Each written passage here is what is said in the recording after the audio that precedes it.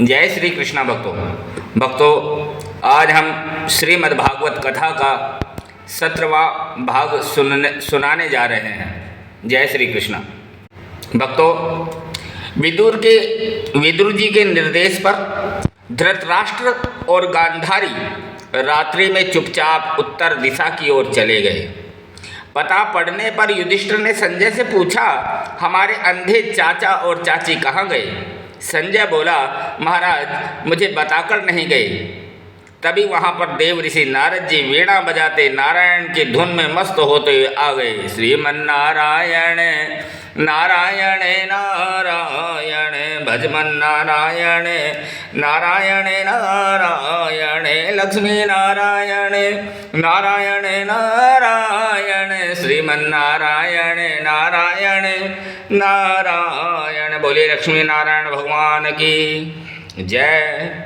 नारद जी ने चाचा चाची के शोक में बैठे महाराज युधिष्ठिर को समझाया कि यह जीव काल कर्म गुणों के अधीन है। काल कर्म गुणाधीनो देहोयम पांच भौतिकः कथमन्यास्तो गोपायेत सर्पग्रस्तो यथा परम। हे महाराज युधिष्ठिर, जैसे अजगर द्वारा निगल लिया गया पुरुष दूसरे की रक्षा नहीं कर सकता, वैसे ही काल कर्म और गुणों के अधीन यह पांच भौतिक शरीर भला दूसरों की रक्षा कैसे कर सकता है? हे युधिष्ठिर, तुम्हारे चाचा चाची तीनों सप्त स्तोत्र तीर्थ में चले गए हैं। तुम्हारे चाचा शीघ्र ही योगाग्नि में अपना शरीर भस्म कर देंगे। चाची गांधारी भी सती हो जाएगी और अपने भाई व भाभी की सद्गति देखकर ही विदुर जी वहाँ अन्यत्र चले जाएंगे। अतः आप उनके लिए शोक मत करिए। नारद जी के समझाने पर युधिष्ठिर महाराज शोक शून्य हो गए। संत सदा उपदेश बतावत केस सबई सिर से भय है। तू ममता आज हूँ नाही छाड़ती काल ने आए संदेश दे हैं। आज के काल चले सन मूरख तेरे तो देखत केते गए हैं। सुंदर क्यों नहीं राम सवारत कही जा जग में कौन रहे हैं। सूत जी महाराज कहने लगे, जब अर्जुन के द्वारिका गए 7 महीने हो गए फिर भी वापस नहीं आए तो युधिष्ठिर महाराज चिंतित हो गए और भयंकर उत्पात होने लगे। स्त्री पुरुषों में रात दिन कलह, काम, क्रोध, लोभ, मोह की बातें, धोखेबाजी से लिप्त व्यवहार, आकाश में ग्रहों में युद्ध और मेघ मानव खून की वर्षा कर रहे हैं। कुत्ते सियार रो रहे हैं। युधिष्ठिर कहने लगे, नद्य नदाश्च क्षुभिता सरांश च मनांश च न ज्वलत्यग्निराज्येन कालोऽयं किं विद्धाध्यति। संपूर्ण नदियाँ, नद, तालाब और प्राणियों के मन क्षुभित हो रहे हैं। आग घी से भी नहीं जल रही है। मेरी समझ में नहीं आ रहा यह काल क्या करेगा। हे भाई, एक बार नारद जी ने मुझसे कहा था कि भगवान के लीला संवरण करने के समय, गोलोक जाने के समय ऐसे ही उपद्रव होंगे। संतों की वाणी कभी खाली या झूठी नहीं जाती। महापुरुषों की वाणी निष्फल जाती न देखी। कभी सियार के संग सिंहनी जाती न देखी। कभी हंसनी कंकड़ पत्थर खाती न देखी। ईश्वर जीव संत की कोई जाति न देखी। हे भीम, इस समय वही हो रहा है। आकाश में बिना बादलों के बिजली चमक रही है। नाना प्रकार के अनिष्टों से युधिष्ठिर चिंतित हो ही रहे थे कि द्वारिका से अर्जुन आ गए और युधिष्ठिर महाराज के पैरों में गिर गए। अर्जुन को उदास देखकर युधिष्ठिर कहने लगे, तुम्हारा चेहरा उतरा क्यों है? हमारे संबंधी द्वारकाधीश का परिवार सकुशल तो है? तुम शीघ्र ही अपनी उदासी का कारण बताओ। अर्जुन कहने लगे, वंचितो हम महाराज हरिणा बंधुरूपिणा येन मे परहतं तेजो देवस्विमापनम महत। हे महाराज, मैं अब श्री कृष्ण से शून्य हो गया हूँ। देवताओं को भी विस्मय में डाल देने वाला जो तेज था, उस तेज को उन्होंने मुझसे हर लिया है। अब मेरे ऊपर से उनकी नज़र हट गई है। नजर उठ गई तो कजा बन गई, नजर झुक गई तो हया बन गई, नजर चढ़ गई तो अदा बन गई, नजर फिर गई तो दया बन गई।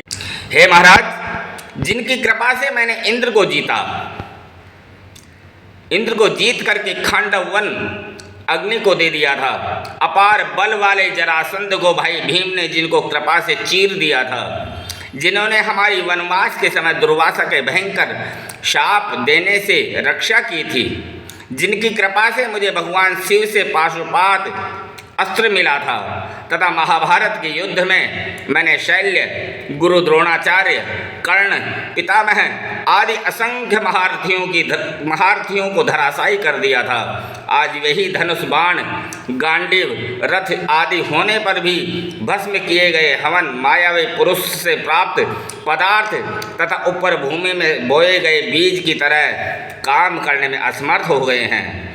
आज मुझसे सामान्य भीलों से भी गोपियों की रक्षा न हो सकी। समय समय सुंदर समय बड़ो बलवान, भील लूटी गोपिका वही अर्जुन वही बाण।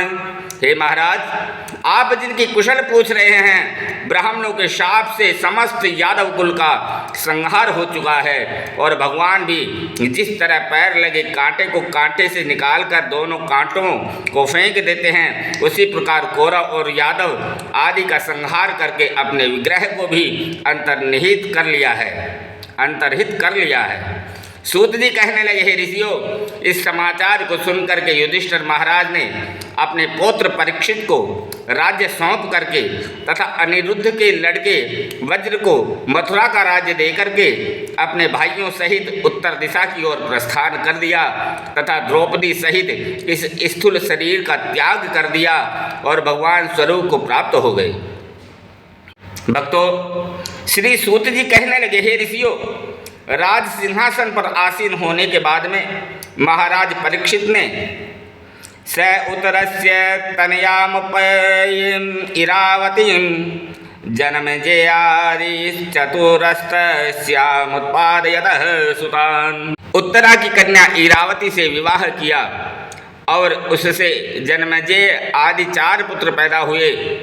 भद्रास्त्वं केतुमालं च भारतं चोत्तरान् कुरून्, किं पुरुखादिनी वर्षाणि विजित्य जग्रहे बलिम। एक बार विशाल सेना लेकर के अनेकों राजाओं को भद्रास्त्र, केतुमाल, उत्तर भारत, कुरु एवं किम पुरुष आदि के राजाओं को जीत करके वहां से भेंट प्राप्त करके हर देश प्रदेश में अपने पूर्वजों और श्री कृष्ण की प्रशंसा सुनते हुए प्रसन्न होते हुए जा रहे थे। एक दिन रास्ते में देखा कि बैल धर्म पदकेन चरण विच्छायामुपलभ्यागाम पृच्छति स्म श्रुवदनां विवत्सामेव मातरम। वेश में धर्म को केवल एक पैर से खड़ा और पृथ्वी को गो वेश में बाल विहीन माता की तरह आकुल है। पृथ्वी रो रो कर कह रही थी कि भगवान श्री कृष्ण के चले जाने पर, कलयुग के आने पर अधर्मियों के अत्याचार बढ़ने से अधर्म बढ़ गया है। उन दोनों को एक राजा जैसा वेश वाला पुरुष हाथ में डंडा लेकर पीट रहा था। महाराज परीक्षित ने देखा कि बैल सफेद कमल रज्जु की तरह सफेद रंग का है, भय से भयभीत होकर मूत्र और आंखों से अश्रुधार बह रहा है, और गाय जिसका बछड़ा भी उसके पास नहीं था बड़ी दुर्बल और लाचार होकर रो रही थी। भूखी गाय को इस तरह प्रताड़ित देखकर महाराज परीक्षित ने धनुष तान कर मेघ जैसी गंभीर वाणी में पूछा, कस्पम मच्छरणे लोके वलाब्धस्य वलान्वली नरदेवोऽसि वेशेण नटवत्कर्मणा द्विज।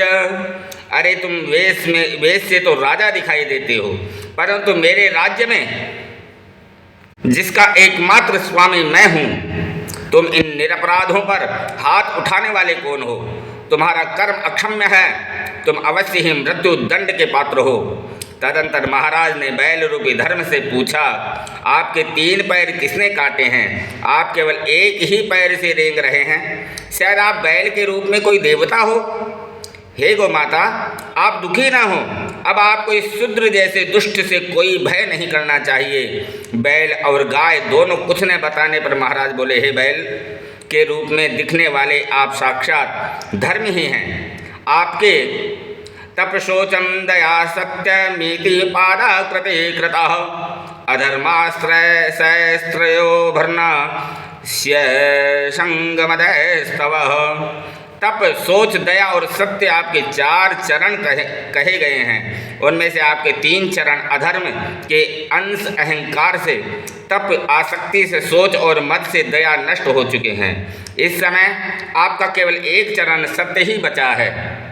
उसे भी यह पापी असत्य से नष्ट करना चाहता है। और यह पृथ्वी जो श्री कृष्ण भगवान के स्वधाम पधारने के बाद में अधर्म की खानी कली के आगमन के कारण अधर्मियों, शास्त्र विरोधियों और ब्राह्मण निंदकों आदि के अनेक उत्पातों से दुखी होकर रो रही है। मैं तुम दोनों के कष्टों को अभी दूर करता हूँ। ऐसा कहकर महाराज ने म्यान से तलवार निकाल करके निशात माद्य खड्गम कलहे धर्म हेतवे कलयुग को मारने को लिए तैयार हो गए। जय श्री कृष्ण। भक्तों वीडियो को लाइक, शेयर और सब्सक्राइब अवश्य करें। जय श्री कृष्ण।